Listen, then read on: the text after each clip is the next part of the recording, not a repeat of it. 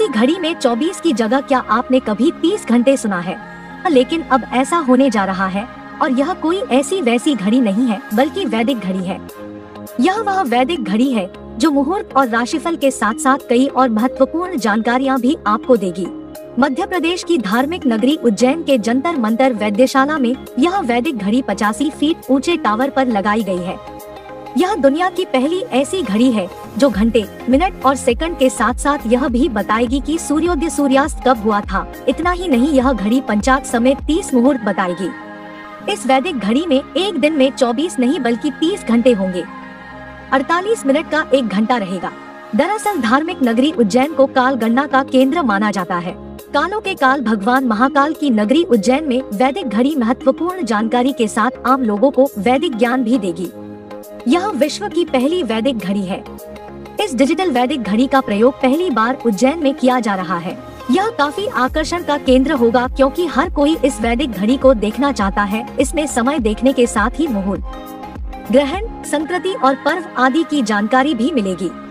वैदिक घड़ी internet, GPS से जुड़ी होने से हर जगह के लोग इसका उपयोग कर सकते हैं। यह घड़ी मौजूद स्थान के सूर्योदय के आधार पर समय की गणना करेगी। इस घड़ी को मोबाइल और टीवी पर भी सेट किया जा सकेगा। वैदिक घड़ी में 1 बजे के स्थान पर ब्रह्मा लिखा हुआ है। इसका अर्थ यह है कि ब्रह्मा एक ही है, दूसरा कोई नहीं। 2 बजे के स्थान पर अश्विनौ लिखा हुआ है। अश्विनी कुमार 2 पुत्र हैं, नासत्य और दस्र। नासत्य सूर्योदय एवं दस्र सूर्यास्त का प्रतिनिधित्व करते हैं। 3 बजे के स्थान पर त्रिगुणा लिखा हुआ है, जिसका अर्थ है कि गुण 3 प्रकार के हैं, सतोगुण, रजोगुण और तमोगुण। जीव और प्रकृति 3 गुणों की ही होती है।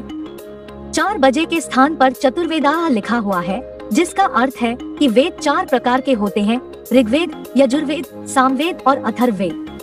वेद ही हिंदुओं के धर्म ग्रंथ है, दूसरा कोई धर्म ग्रंथ नहीं। 5 बजे के स्थान पर पंच प्राणा लिखा हुआ है, जिसका अर्थ है प्राण 5 प्रकार के होते हैं, अपान, समान, प्राण, उदान और व्यान। शरीर में यह मुख्यतः 5 प्रकार के प्राण स्थित होते हैं। 6 बजे के स्थान पर षडुसाह लिखा हुआ है।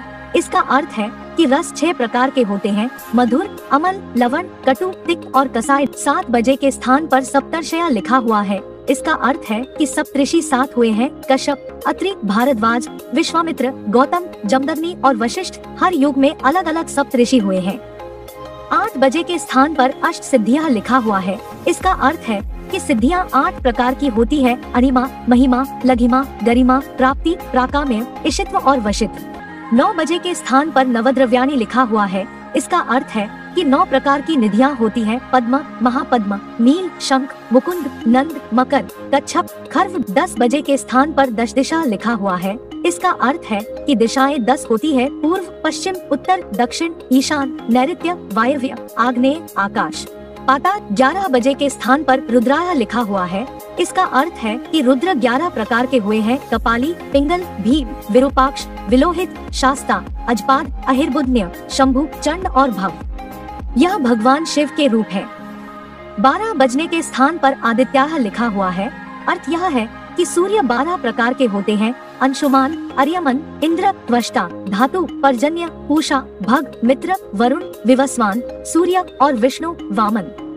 यह ऋषि कश्यप और अतिथि के पुत्र हैं, जो देवता है।